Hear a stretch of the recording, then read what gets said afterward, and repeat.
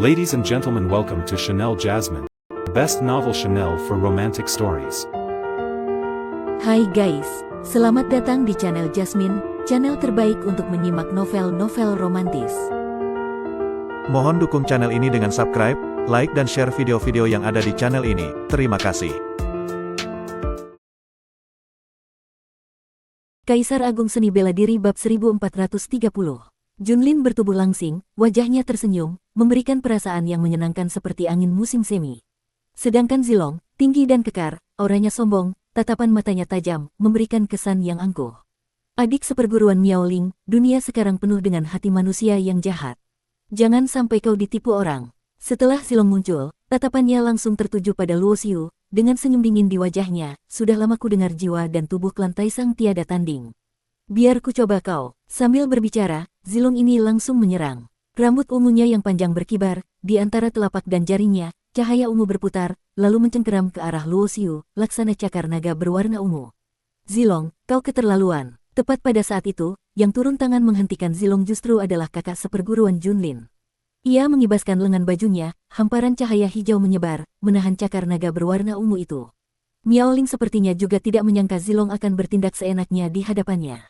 Wajah cantiknya menjadi dingin. Zilong, apa maksudmu ini? Jangankan kau belum menjadi putra suci, sekalipun kau sudah menjadi putra suci, apa kau pikir orang yang kubawa bisa kau sentuh?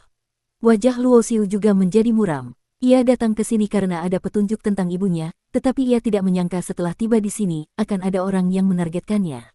Di dalam lautan kesadaran, kuali naga iblis, pedang pemenggal dewa, dan besi penekan dewa bergetar, bersiap sedia.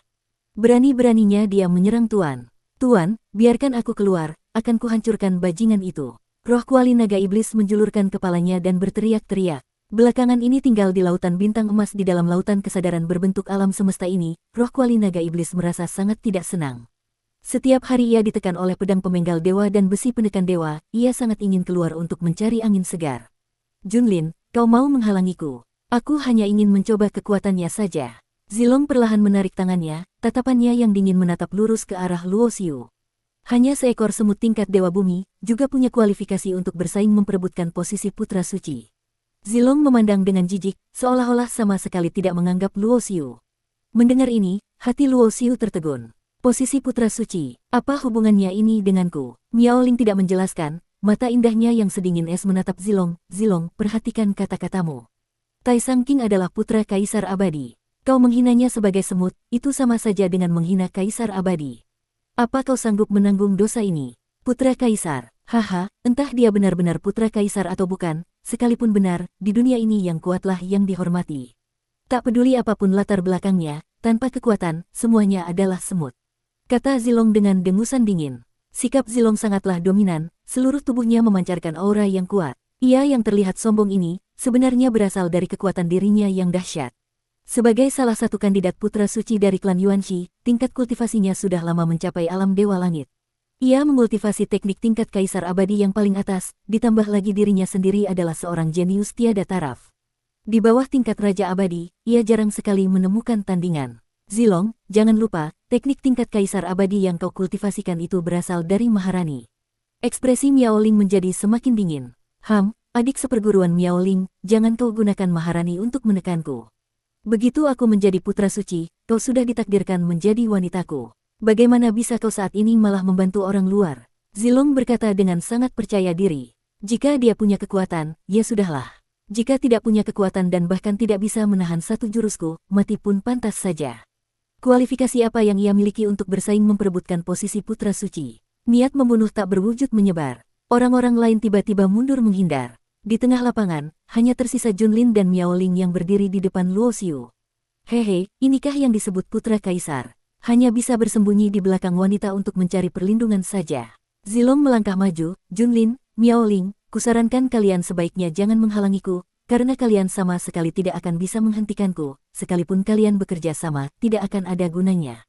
Rambut ungunya tergerai di belakang kepalanya, menari-nari seperti iblis gila. Cahaya ungu yang bergelombang menyembur keluar dari tubuhnya, berubah menjadi sebuah cakar naga ungu raksasa yang menutupi seluruh langit. Karena kau begitu ingin menjadi putra suci, lewati dulu hadanganku. Junlin turun tangan. Sama-sama merupakan kandidat putra suci, ia dan Zilong pada dasarnya adalah saingan, dan kepribadian mereka berdua hampir merupakan dua ekstrim yang berlawanan. Yang satu menyenangkan seperti angin musim semi, yang satu sombong dan angkuh. Jari sebagai pedang, ujungnya tajam, merobek kehampaan. Kedua kandidat putra suci itu saling serang di udara. Duung, suara dentuman tumpul menyebar. Keduanya tidak ingin benar-benar bertarung habis-habisan, jadi mereka menekan gelombang energi mereka, sehingga jangkauan dampaknya tidak besar. Roar, bayangan ilusi seekor naga sejati berwarna ungu muncul di belakang Zilong. Auranya seketika menanjak pesat. Weng, Junlin tidak mau kalah. Di belakangnya muncul bayangan ilusi sebilah pedang abadi, ujung pedangnya menunjuk ke langit, menguasai dunia. Sesuai dengan namanya, sesuai pula dengan pedangnya. Cukup, Miaoling berteriak pelan. Sebuah gelombang energi yang mengerikan muncul di tangannya. Terlihat telapak tangan kanannya perlahan terbuka, dan cahaya abadi yang tak terhingga berkumpul di telapaknya, membuat orang tidak bisa melihat dengan jelas harta karun apa yang ada di dalam cahaya abadi itu. Tetapi yang tidak diragukan lagi adalah, harta karun ini pastilah luar biasa kuat. Konon hanya gadis suci dari klan Yuanxi di setiap generasi yang bisa menguasainya. Sekali dilancarkan, kekuatannya akan mengguncang langit, bahkan seorang ahli yang tingkat kultivasinya satu alam besar di atasnya pun tidak akan bisa menahannya. Melihat Miaoling marah, Junlin menghilangkan bayangan pedang di belakangnya. Ia percaya Zilong juga pasti tidak akan berani melanjutkan serangannya, kecuali jika ia sudah menjadi putra suci dan juga mendapatkan artefak suci yang kuat.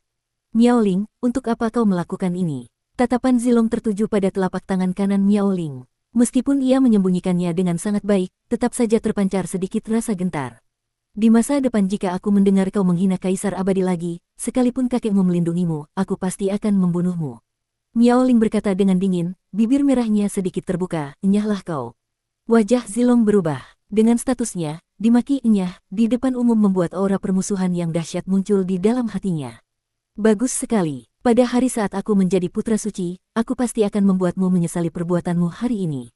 Dengan dengusan dingin, Zilong menatap Luoxiu dalam-dalam, lalu berbalik dan berubah menjadi seberkas cahaya ungu laksana naga, dan pergi jauh di tengah raungan naga yang menggema di langit dan bumi. Wajah Miaoling juga sangat tidak enak dipandang. Ia tidak menyangka akan bertemu dengan Zilong di sini. Jelas sekali pihak lain pasti telah mendengar suatu kabar. Kau tidak takut, kan? Kepribadian Zilong memang seperti itu, kau jangan dimasukkan ke hati. Junlin menatap Luoxiu dan tersenyum. Nada bicaranya sama sekali tidak ada niat mengejek, dan ia juga tidak mengatakan hal buruk apapun tentang Zilong meskipun ia sombong. Terima kasih atas perhatiannya. Luoxiu membalas dengan senyuman, tatapannya beralih ke Miaoling di sampingnya. Kurasa ada beberapa hal yang harus kau jelaskan padaku, kan?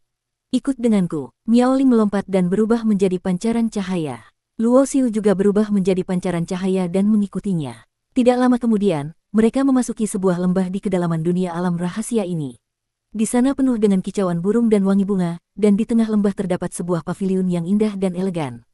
Melangkah masuk ke dalam paviliun dan duduk berhadapan, tatapan Luoxiu penuh dengan pertanyaan. Di 10 wilayah penjuru dunia abadi, setiap tanah suci akan memiliki putra suci dan gadis suci. Kandidatnya akan dipilih dari generasi muda. Miaoling merapikan bahasanya dan berkata perlahan, aku adalah gadis suci generasi ini. Dan putra suci dari klan Yuanxi generasi sebelumnya baru saja menjadi penguasa suci, jadi posisi putra suci untuk generasi ini untuk sementara kosong. Apa hubungannya ini denganku? Luoxiu mengerutkan kening. Menurut aturan klan Yuanxi, setiap generasi gadis suci harus menikah dengan putra suci. Hanya dengan begitu barulah bisa melahirkan keturunan dengan bakat dan kualifikasi yang lebih unggul, kata Miaoling sambil menghela napas. Hah, Luoxiu sedikit tertegun, jika semua gadis suci harus menikah dengan putra suci, lalu ibuku dan ayahku. Maharani saat itu dibawa pergi secara paksa, wajah cantik Miaoling menunjukkan sedikit ekspresi canggung. Luoxiu kembali tertegun, ayahku sehebat itu. Kikikik, Miaoling tertawa geli mendengar kalimat Luoxiu, tentu saja sangat hebat, hebatnya bukan main. Putra suci generasi sebelum-sebelumnya itu dihantam olehnya dengan satu lambaian tangan hingga memuntahkan darah dan terluka parah. Berbicara sampai di sini, Miaoling berhenti tertawa dan menghela napas pelan, masalah ini saat itu juga menimbulkan kekacauan yang cukup besar. Hingga kemudian ayahmu menjadi patriark abadi, dengan kekuatan seorang patriark abadi ia hampir bisa menandingi kaisar abadi. Di dunia abadi yang begitu besar, tidak ada lagi yang berani mengatakan apapun. Nona cantik, apa yang kau bicarakan ini sepertinya tidak ada hubungannya dengan pertanyaanku tadi, kan? Kau sedikit menyimpang dari topik, Luoxiu mengingatkan. Meskipun ia juga sangat ingin mengetahui masa lalu orang tuanya, saat ini ia lebih mengkhawatirkan keselamatannya sendiri. Ia tidak ingin terus-menerus diincar oleh lawan yang kuat. Tentu saja ada hubungannya, karena aku tidak mau menikah dengan putra suci generasi ini, kata Miao Ling. Kenapa? Menurutku orang bernama Junlin itu cukup baik. Luo Xiu tidak tahu harus tertawa atau menangis. Lagi pula, sekalipun kau tidak mau menikah, apa hubungannya denganku? Bersambung.